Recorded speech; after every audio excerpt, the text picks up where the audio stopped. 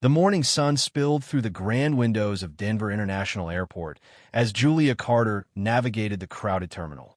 At 36, she moved with a poised grace, her brunette hair tucked under a black baseball cap, dressed in a dark charcoal hoodie and soft gray sweatpants. A simple silver bracelet encircled her wrist, a keepsake from her late grandmother. She looked like a woman who valued comfort for a cross-country flight, a traveler blending into the background, unnoticed by most. Few would guess that Julia was the wife of Christopher Carter, a billionaire tech entrepreneur and the newly minted owner of Aurora Airways. Christopher had added the airline to his vast portfolio just 9 months ago, turning heads across the corporate world. Yet Julia never flaunted this connection. She believed in grounding herself in reality, and occasionally chose to fly commercial for the experience. "Just a regular black coffee, please," Julia said softly to the barista, handing over cash. She ignored the platinum card buried in her phone case. The young barista smiled. "Heading somewhere special. Boston. My parents are celebrating their 40th anniversary." "Well, have a great flight." With her coffee in hand, Julia strolled toward Gate B16. She glanced at the elderly couples holding hands, children chattering, business travelers glued to their laptops. Scenes like this reminded her of her modest upbringing in a small town in Montana. Long before she met Christopher at a climate innovation summit, where she presented groundbreaking environmental research, she had lived a life far from luxury. Now boarding first class for Aurora Airways Flight 451 to Boston, the gate agent announced. Julia picked up her worn canvas backpack and joined the brief line of priority passengers. A man in a sleek suit looked at her attire, his eyes flickering with confusion. Julia was used to the glances. "Boarding pass, please," the agent said. Julia handed over her phone. The agent scanned it, paused briefly, then smiled. "Thank you, Ms. Carter. Enjoy your flight." The jet bridge led her into a cabin of serene luxury. Deep blue leather seats gleamed beside polished wood paneling. A flight attendant with flawless makeup and a sculpted bun, her name tag, read Marissa James, froze momentarily when she saw Julia. "Good morning," Julia said warmly. "Seat 3A. Marissa's brows lifted ever so slightly. "First class is to your left," she said, her voice clipped. "Yes. Thank you." Julia took her seat and pulled out a paperback. As she began to read, a male flight attendant named Brian approached, his posture stiff. "Ma'am, may I see your boarding pass again?" "Of course." Julia pulled up the same digital pass. Brian studied it longer than necessary.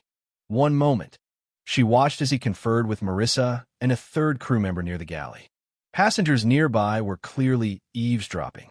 Marissa returned, now accompanied by the lead attendant, Victoria Lang. "Ma'am," Victoria began, "there seems to be a discrepancy." "There's no discrepancy. I'm in 3A. First class," Julia responded calmly. Victoria's expression remained professional. "Our system occasionally glitches. Or you think I don't look like I belong here? Is that what you're suggesting?" "Not at all," Victoria said, visibly uncomfortable. "But we must verify. You scanned my boarding pass twice already." Passengers turned to watch. The man across from her pretended to read, but his ears were clearly tuned in. "Perhaps you were upgraded in error," Marissa offered. "Or perhaps I purchased this ticket. Is there a dress code I missed?" "Our premium guests generally present themselves in a certain manner," Victoria said. "So, it is about how I look." An older man in 2B cleared his throat. "I fly in sweatpants every week. Never been questioned." Victoria blushed. "Sir, this is a staff matter." "It shouldn't be happening at all," he muttered. Victoria turned back to Julia. "Ma'am, the system says this seat belongs to A.J. Carter." "That's me. Julia Carter." "ID, please," Brian requested. "You didn't ask anyone else." "Standard protocol," he replied. "No, it's selective bias. If I wore pearls and heels, would you question me?" Victoria sighed. "Either show ID or move to economy." Julia stood her ground. "This is discrimination. Your options are limited," Victoria snapped. Julia exhaled slowly. Fine. I'll move. But I want names. This isn't over. As they escorted her to economy, whispers followed. Some passengers looked ashamed. Others just watched. Julia's head remained high. Marissa pointed to a cramped middle seat. Sorry for the inconvenience. No, you're not. But you might be. The next morning, at Aurora Airways Glass headquarters, Chief Customer Officer Dana Montgomery reviewed quarterly data with unease. Complaints were up, mostly about crew attitude. Board members will be present, her assistant reminded. And Mr. Carter confirmed. In person, Dana stiffened. Christopher Carter was a perfectionist. His presence meant trouble or transformation. Bring Marissa, Brian, and Victoria. Their numbers are strong. We need a win. Meanwhile, in their penthouse, Christopher adjusted his tie. You sure you don't want me to address the crew myself? Julia shook her head. It's not about revenge. It's about change. They humiliated you, which makes it personal. But the solution has to be systemic. At the boardroom, executives buzzed. Marissa, Brian, and Victoria assumed they were being rewarded. Maybe it's about the elite team proposal, Marissa whispered. We're a shoe-in, Brian grinned. Dana called the meeting to order. After reviewing stats, she said, let's hear from our first-class crew. Victoria? Victoria launched into a practice speech about excellence in service when the door opened. Julia entered, in her same hoodie and sweatpants. Gasps echoed. The three attendants went pale. Christopher stood.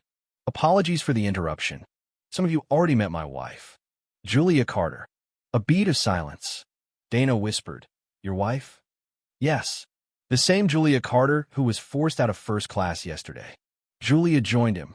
Her silver bracelet gleamed. Christopher gestured. Victoria, please continue.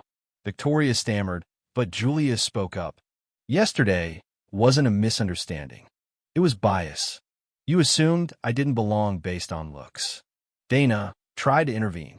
We can address this privately. No, Christopher said. This is exactly what we need to address. Julia placed a folder on the table. 27 similar incidents. In 3 months. Dana opened the folder, her face pale. You should have known, Christopher said. These weren't just misunderstandings. I deeply apologize, Victoria said. Stop, Julia said. When a man flew in sweatpants, you didn't ask for ID. When a celebrity hid behind sunglasses, you welcomed her. We didn't know who you were, Brian offered. Exactly, Julia said. You shouldn't need to know. Christopher looked at them. You showed poor judgment. In most companies, you'd be fired. But we want change, not scapegoats. Julia added, you'll be reassigned. 1 month in passenger relations. 1 in economy. Then reapply. Dana nodded. I'll oversee it personally. This isn't punishment, Christopher said. It's an opportunity. Board Chairwoman Ellen Grant added, Mrs. Carter, thank you. This could have hurt us long-term. You've given us a way forward. 3 months later, Julia settled into seat 3A on flight 672 to San Francisco, dressed the same as before. She opened her book. Good morning, Mrs. Carter, said Brian gently. Can I get you a drink? Water, thank you. He handed it over. You may not remember me. I remember. Thank you. This experience changed me. I didn't realize how much harm our assumptions caused. People usually notice more than you think. Down the aisle, Marissa was kindly helping an elderly man with his luggage. The training you and Mr. Carter implemented worked, Brian continued. It's changed how we think. Good. That was the goal. Further back, Julia saw Victoria in the galley. Their eyes met. Victoria nadie respectfully. From terminals to boardrooms, Aurora Airways had changed. Anti-bias training became a model in the industry. Passenger satisfaction rose. Staff morale followed. Julia looked around. A woman in jeans and a graphic tee chatted cheerfully with a business executive. No odd looks. No hesitation. Her phone buzzed. Christopher, how's the flight? She smiled. Different. Better. This, she thought, was the victory. Not just for herself, but for every passenger who no longer had to prove their worth. Stories like Julia's remind us, True change comes not through vengeance, but through understanding, through accountability, through the courage to say, "This isn't right." Has someone ever judged you based on your appearance? Or have you caught yourself making assumptions? Share your story in the comments. And if this moved you, subscribe for more stories of dignity, justice, and transformation. Let's build a world where respect isn't earned by appearances, but extended to all.